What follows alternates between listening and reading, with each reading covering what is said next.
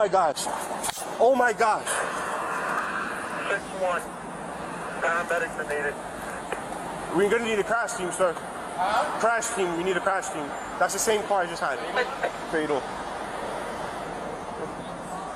We're gonna need a crash team. 6-1. We need a crash team. God. Yo, guys, you gotta step back. Guys, gotta step back. Guys, gotta come back. Sorry, guys. It's an investigation at this point.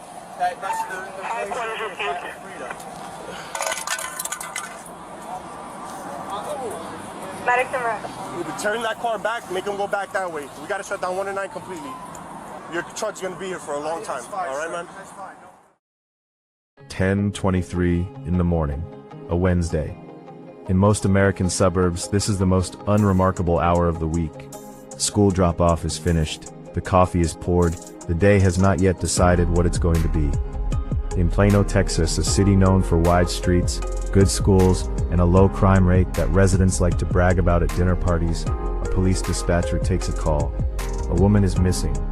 Not missing in the dramatic sense, missing in the quieter, more unsettling sense that every parent, every friend, every family member recognizes immediately.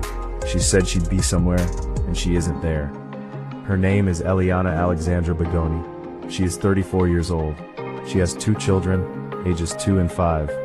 And on this particular morning, she was supposed to be doing the most routine thing in the world, picking her kids up so they could go to school. She never made it out the door. What officers find inside a garage on Charles Place, less than 25 minutes later, will end with her estranged husband in handcuffs, her children removed from the home, and a case that Plano investigators are now calling one of the more disturbing domestic violence homicides the city has processed in recent memory. This is the story of what happened at the Parker Apartments, pieced together from the words of a police affidavit, the testimony of a witness, and the final, chilling phone call a son made to his mother. To understand what happened on August 12, 2026, you have to understand what was already falling apart before that morning began. Eliana and Jake Bigoni were husband and wife. They had built a life together in Plano, a city about 20 miles north of Dallas, part of the sprawling collar of suburbs that make up one of the fastest growing metro areas in the country. They had 2 young children, and by the summer of 2026, that marriage was ending. According to the arrest affidavit later obtained by investigators, the couple was separated and in the process of a divorce. This detail matters, not because divorce explains what happened, but because it is the backdrop against which everything else in this story takes place. Divorce is one of the most well-documented periods of elevated risk in cases of intimate partner violence. Separation does not always mean safety. In some cases, it means the opposite. The affidavit also states something else, something that becomes significant only in hindsight. Police say they had been given information raising safety concerns tied to alleged previous violent behavior involving Jake Bigoni. What that behavior specifically included has not been detailed publicly, but its presence in the documentation tells us this was not, in the eyes of the people around this couple, an entirely unpredictable morning. Jake Bigoni was 37 years old. He was living at an apartment complex called The Parker at 4701 Charles Place in Plano. Eliana was not living there. She had her own residence, but the children's routines still connected the 2 households. School mornings, pickups, drop-offs, the small logistical machinery that divorced and separating parents build to keep their kids' lives stable, while their own lives are anything but. On the morning of August 12th, that machinery required Eliana to go to Jake's apartment. The plan was simple, and it should have taken almost no time at all. Eliana had breakfast plans with a friend at 8:30 that morning. She never showed up. When the friend tried to reach her, there was no answer. This on its own might not have raised alarm. People run late, phones die, mornings get chaotic with kids in the house. But the friend knew something else. Eliana had gone to Jake's apartment first to collect their 2 children ages 2 and 5 and take them to school. According to the affidavit, that stop was supposed to take 10 to 15 minutes. Pick up the kids, get them buckled in, drive to school, a routine so mundane it barely registers as a plan at all. It's simply what parents do on weekday mornings across the country. But 15 minutes came and went, then more time passed, and Eliana Bigoni did not respond to calls or texts. Here's where the story takes a turn that separates it from an ordinary case of someone being briefly unreachable. Eliana had shared her phone's location with both her friend and her mother. This was not paranoia. It was the kind of quiet safety precaution that many people build into their lives, especially during a divorce, especially when there are already documented safety concerns about a partner. The location sharing showed something specific and verifiable. Eliana Bigoni had arrived at the Parker Apartments, and then according to the witness, she stopped responding entirely. Concerned, the friend contacted the Plano Police Department. At approximately 10:23 a.m., officers were dispatched to the apartment complex for what is officially classified as a welfare check. A call type police departments field constantly, the overwhelming majority of which end in nothing more serious than a person who forgot to charge their phone. But this particular welfare check came with a flag attached: the possibility of family violence. Please, if you're watching, kindly like and subscribe. Officers arrived at the apartment in the 4700 block of Charles Place and knocked. Jake Bigoni answered. According to the arrest affidavit, he told the officers that Eliana had been at the apartment earlier that morning, but that she was no longer there. He said he did not know her current location. It was a version of events that, on its surface, offered a simple explanation. She'd come, she'd left, end of story. But investigators noticed something else almost immediately. According to the affidavit, Jake Bigoni answered the door with what has been described as a blood stain on his shirt.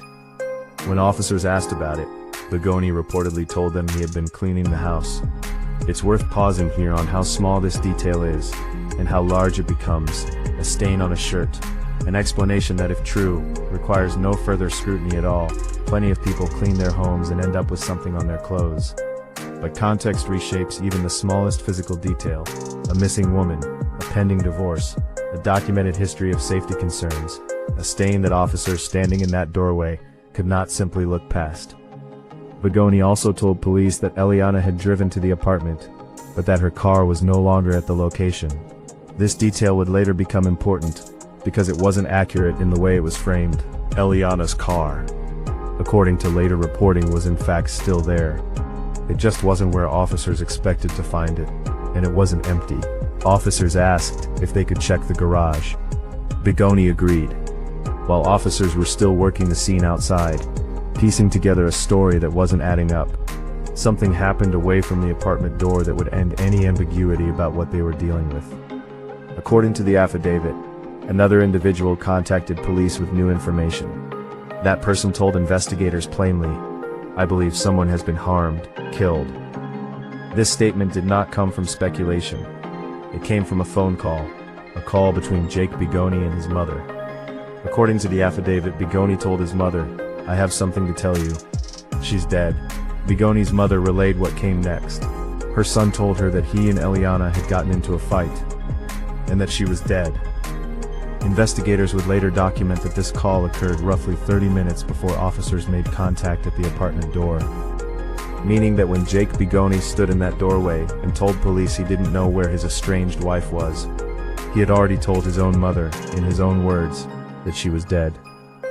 When officers returned to their patrol vehicles and reviewed updated call notes, the language on the screen had shifted entirely. No longer a routine welfare check. The notes now read, "I believe someone has been harmed or killed." And beneath that, "Son said she is dead. His wife is Elena Bigoni." The officers went back to the apartment door. This time they placed Jake Bigoni in handcuffs. One officer can be heard, according to reporting on the affidavit, telling him directly, "You're detained. Is your wife in there? You're not under arrest." A careful, procedurally precise distinction. Detained, not yet arrested. The difference between an investigation still unfolding and a conclusion already reached. With Bigoni detained, officers turned their attention to the space he had already given them permission to search, the attached garage. Inside sat a white Hyundai Genesis sedan. An officer opened the trunk. Inside, they found a woman matching Eliana Bigoni's description. She was not breathing, she was unresponsive, and according to the affidavit, she was positioned in what officers described as an unnatural position, a phrase used carefully and deliberately in police reporting, one that signals to anyone reading it that what they found bore no resemblance to a person who had simply climbed in, or fallen, or ended up there by any explanation involving accident. Officers determined at the scene that Eliana Bigoni was dead. What followed was a scene secured with the specific intent of preserving evidence, because inside that apartment were two more people whose safety had to come first. Eliana and Jake's children, 2 and 5 years old, were still inside the home. Officers removed the children from the apartment. Plano police officer Jerry Minton would later tell reporters that investigators know the children were present during the incident, but cannot say what, if anything, they may have witnessed. It is one of the more difficult facts in this case to sit with, that a 5-year-old and a 2-year-old were inside that residence while their mother's death occurred, and that the full scope of what they experienced may never be something investigators or anyone else can fully determine. The children, police confirmed, were physically unharmed. As investigators processed the scene, the picture that emerged was, according to the affidavit, consistent with severe violence rather than any accidental or natural cause of death. Eliana Bigoni was found wearing a small amount of clothing that appeared damaged and covered in blood. She had significant injuries to her face and head. There was dried blood on her face and in her hair. Bruising was documented across several parts of her body, bruising that investigators described as consistent with a violent physical altercation. Inside the apartment itself, officers documented a large amount of blood and blood spatter. Taken individually, each of these details is difficult. Taken together, they form the foundation on which Plano investigators built their case. A woman who arrived at an apartment expecting to complete a routine 15-minute custody handoff, and who instead sustained injuries severe enough to end her life inside that residence, before her body was placed in the trunk of a car in the attached garage. Based on the condition of Eliana Bigoni's body, the evidence collected inside the apartment, and the full scope of information gathered throughout the investigation, Plano police sought a murder charge against her husband. On August 12th, the day of the discovery, Jake Bigoni was initially arrested and charged with felony abuse of a corpse, a charge that reflects the immediate, provable fact investigators had in hand at that moment: a body concealed inside a vehicle trunk. But the investigation did not stop there. Plano Police Department's Crimes Against Persons unit continued building the case, and on August 13th, a magistrate found probable cause to issue an arrest warrant charging Jake Bigoni with first-degree murder. He was booked into the Collin County Jail. As of the most recent reporting, no bond had been set on either charge, and Bigoni remains held without bond. The case remains under active investigation. Plano is not a city that expects headlines like this one. It regularly ranks among the safer mid-sized cities in Texas, the kind of place local news covers for school bond measures and road construction, not homicide investigations involving young children inside the home. But this case has struck a particular nerve, not simply because of the violence involved, but because of how ordinary the morning was supposed to be. A custody pickup, a school drop-off, the precise, unremarkable choreography that separated and divorced parents perform every single day, all over the country, without incident. The location-sharing detail has also resonated widely. Eliana Bigoni had taken a precaution that many domestic violence advocates recommend during periods of separation: sharing her real-time location with a trusted friend and her mother. That single decision is very likely what turned a delayed pickup into an active police response within hours, rather than a missing persons case that might have taken days to escalate. It is a detail worth sitting with, because it speaks to something larger than this one case. Advocates who work in domestic violence prevention consistently point to separation and divorce as one of the highest risk periods in an abusive missing by her friends after she did not show up for breakfast, and they found her deceased in the trunk of her husband's vehicle. This crime takes place in Plano, Texas. This crime involves 34-year-old Ileana, 37-year-old Jake, her husband, and their 2 children ages 2 and 5. The family had moved from Orlando, Florida to Plano, Texas last August. Since then, Ileana decided to separate from her husband. Authorities say it all began on the morning of August 12th when Elena's friends called authorities to issue a welfare check on her after she did not show up for breakfast at 8:30 a.m. In addition to not showing up, they said no one was able to contact her. Furthermore, her friends told authorities that she and her husband Jake were going through a divorce and were currently separated. Her friends were also able to tell authorities that the couple shared 2 children, ages 2 and 5, and that she was going to pick the children up at her husband's house that morning. At 10:30 a.m., authorities then went to the husband's home, and when they knocked on the door, he answered. However, during their interaction with him at the door, authorities said they noticed a quote large stain on his t-shirt. Jake told authorities that it was from quote cleaning his home. He also said that Ileana came by earlier that day but was no longer there. Their long-term care and the process of understanding and supporting whatever they may have witnessed is now something that extends far beyond the reach of a police report. Eliana Alexandra Bigoni was 34 years old. She was a mother of 2. She had a friend who noticed she was late to breakfast and did not let it go. She had a mother who was tracking her location and escalated her concern within the same morning. Those 2 decisions, small, quick, almost instinctive, are very likely the reason this case was resolved in a matter of hours rather than days, and the reason investigators were able to act while evidence was still fresh. This case is still moving through the legal system. Formal charges have been filed. A trial, if the case proceeds to one, has not yet been scheduled. Under the law, Jake Bigoni is presumed innocent unless and until a jury determines otherwise. We will continue to follow this case as it develops. If you or someone you know is experiencing domestic violence, help is available 24/7 through the National Domestic Violence Hotline at 1-800-799-7233 or by texting START to 88788. This video is based on public reporting, including an arrest affidavit obtained by news outlets covering the Plano Police Department's investigation. All individuals named are presumed innocent until proven guilty in a court of law. Subscribe to Behind the Case File for more true crime investigations covered with accuracy and respect.